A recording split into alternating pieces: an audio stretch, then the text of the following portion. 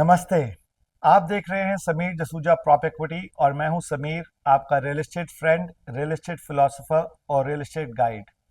2020 यानी कि कोविड के बाद real estate industry picked up और हम सब जानते हैं कि रियल एस्टेट इंडस्ट्री आज काफ़ी अच्छा कर रही है। मुझे तो लोग काफ़ी ब्लेम करते हैं कि मैं तो real estate social media influencer हूं और मैं रियल एस्टेट में काम करता हूं, इसलिए मैं तो सिर्फ रियल एस्टेट के बारे में अच्छा ही अच्छा बोलूँगा।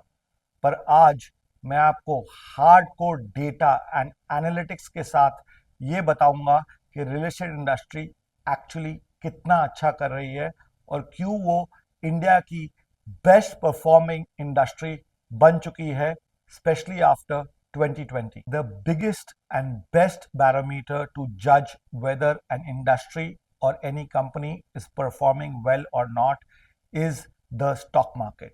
And within the stock market, the Nifty 50, which is a combination of stocks coming from the 24 best industries, and the best companies are chosen to showcase the health of the economy. आज हम actual apples to apples comparison करेंगे, first between Nifty 50 and the real estate index, and then we will compare the real estate stocks with the best top 50 companies of India which are a part of Nifty 50. Before हम ये comparison करें, आपका ये जानना ज़रूरी है कि Nifty 50 में कौन सी इंडिया की बेस्ट इंडस्ट्रीज आती हैं, और हम आपको ये भी लिस्ट प्रोवाइड करेंगे कि उन इंडस्ट्रीज में इंडिया के टॉप 50 स्टॉक्स कौन से हैं। सो चलिए शुरू करते हैं, इंडिया की निफ्टी 50 इंडस्ट्रीज की डिटेल्स देखते हैं। निफ्टी 50 में 24 इंडस्ट्रीज आती हैं और उनमें से सबसे बड़ा वेटेज है बैंक्स का, उसके बाद आईटी सॉफ्टवेयर का, फिर रिफाइनरीज का, ऑटोमोबाइल्स का, एफएमजीजीज का, टेलीकॉम सर्विस प्रोवाइडर्स का और फाइनेंस का, और बाकी सारी लिस्ट आपको वीडियो पे दिख ही रही होगी। जब हम कंपेयर कर ही रहे हैं तो हम क्यों ना बेस्ट परफॉर्मिंग म्यूचुअल फंड्स को भी इसी लिस्ट में डाल दें, ताकि आपको पता चल जाए कि म्यूचुअल फंड ज़्यादा बेटर करते हैं या स्टॉक्स ज़्यादा बेटर करते हैं या रियल एस्टेट स्टॉक ज़्यादा बेटर करते हैं। मेरी रिक्वेस्ट है कि आप वीडियो के एंड तक बने रहे, क्योंकि आपको सबसे बड़ा शॉक दोबारा लगने वाला है कि कौन सा बेस्ट परफॉर्मिंग एसेट क्लास है पिछले 3 सालों से इंडिया में।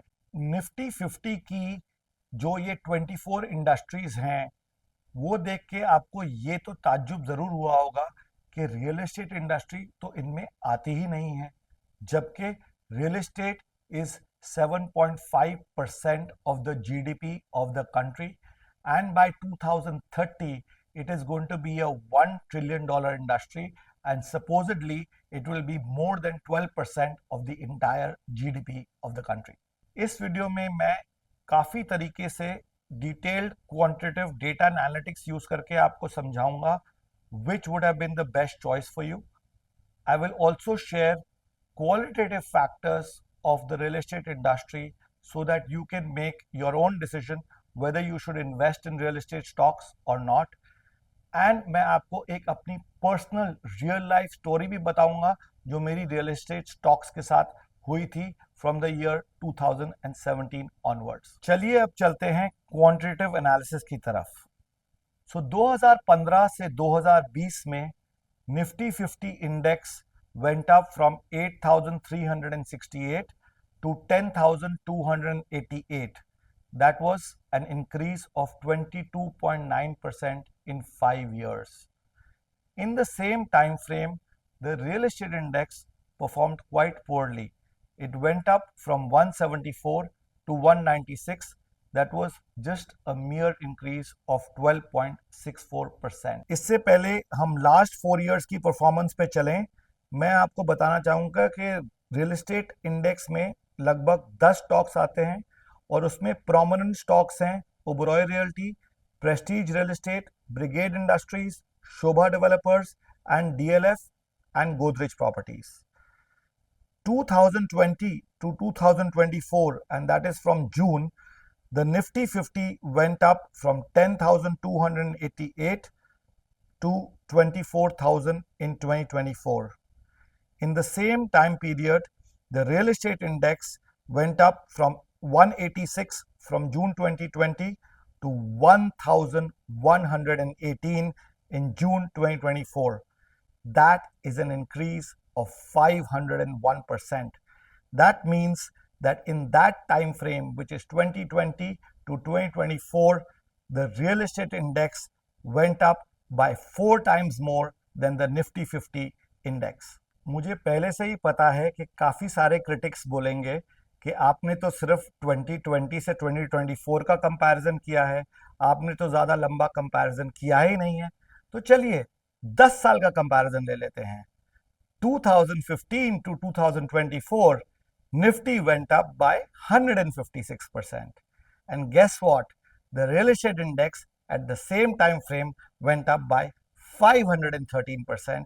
That is literally 3.5 times more than the Nifty 50. Before हम Nifty 50 की कंपनीज का कंपैरिजन करें रियल एस्टेट स्टॉक से, मैं आपको अपनी पर्सनल रियल लाइफ स्टोरी भी बता देता हूँ। 2017 में जबकि रियल एस्टेट इंडेक्स बहुत पुअरली परफॉर्म कर रहा था निफ्टी 50 से, क्योंकि मैं रियल एस्टेट से था और मैं एक्विटीज़ को भी अच्छी तरह से समझता था, तो मैंने डीएलएफ पे बेट लेनी शुरू की और मुझे लगता था कि डीएलएफ कभी ना कभी तो मार्केट को आउट परफॉर्म करेगा और मैंने अपनी जर्नी डीएलएफ के शेयर्स से लेनी शुरू करी। यहाँ पे मैं आपको ये और बात बताना चाहता हूँ कि प्रॉप इक्विटी सारे इक्विटी रिसर्च ब्रोकरेजेस को भी डेटा प्रोवाइड करता है और मैं उन काफ़ी सारे एनालिस्ट के साथ टच में भी था।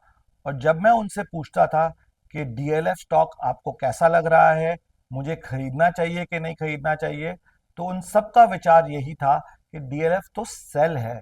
वो डीएलएफ स्टॉक में 15,000 करोड़ रुपए से ऊपर की डेट है और पिछले 5 साल की परफॉर्मेंस तो बहुत ही बुरी है। जब मैं डीएलएफ के सीनियर एग्जीक्यूटिव से भी बात करता था तो वो मुझे यही गाइड करते थे कि आप डीएलएफ की कोई बहुत अच्छी प्रॉपर्टी ले लीजिए। पर मुझे जाने क्यों ये लग रहा था कि डीएलएफ स्टॉक में बहुत अपसाइड पोटेंशियल है और मैंने डीएलएफ के स्टॉक्स भर भर के लेने शुरू कर दिए। यहाँ तक कि by 2020 literally I had become the largest retail shareholder of DLF. 2020 में कोविड आया और मेरी एवरेज परचेज प्राइस 200 रुपए तक थी और आप बिलीव नहीं करेंगे कि कोविड के पीरियड में यानी कि मार्च 2020 में डीएलएफ 200 रुपए से 133 रुपए तक आ गया। Fast forward, DLF in 2024 has been between 850 rupees to 900 rupees, यानी कि it went up 4x from my purchase price of 200 rupees. ये एग्जाम्पल मैंने इसलिए दिया है ताकि मेरे social media influencer friends and critics ये समझ सकें कि मैं सिर्फ रियल एस्टेट को ही नहीं समझता, मैं इक्विटी मार्केट्स को भी उतनी ही बेटर तरीके से समझता हूँ।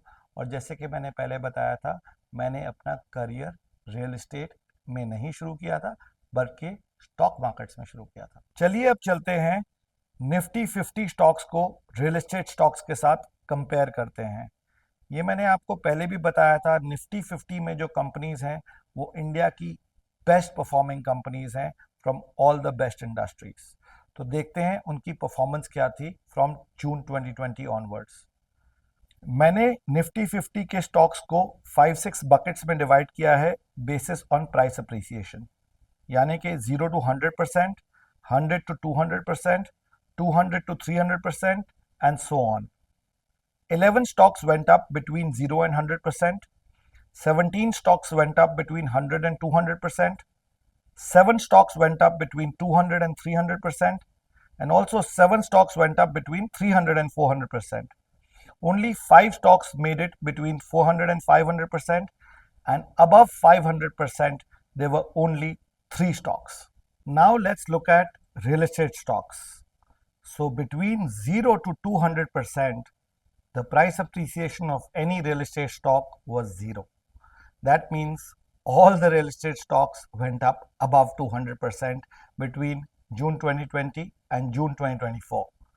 Now let's look at their details. 200 to 300%, 3 stocks. 400 to 500%, 3 stocks.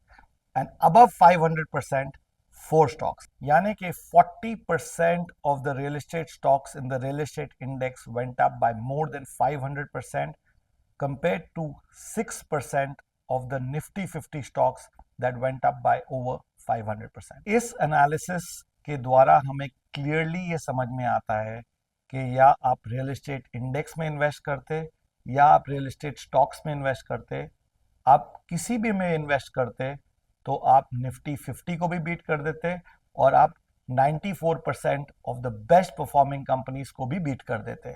और सिर्फ 3 कंपनीज जिन्होंने रियल एस्टेट के इक्विवेलेंट परफॉर्म किया है वो है Tata steel, Tata Motors and Adani. ये कंपैरिजंस आप अपने इंडिविजुअल म्यूचुअल फंड्स जिसमें आप सब इन्वेस्ट करते हैं उससे कंपेयर कर सकते हैं और खुद ही डिसीजन मेक कर सकते हैं क्या म्यूचुअल फंड्स बेटर हैं या रियल एस्टेट इंडेक्स बेटर है या रियल एस्टेट स्टॉक्स बेटर है।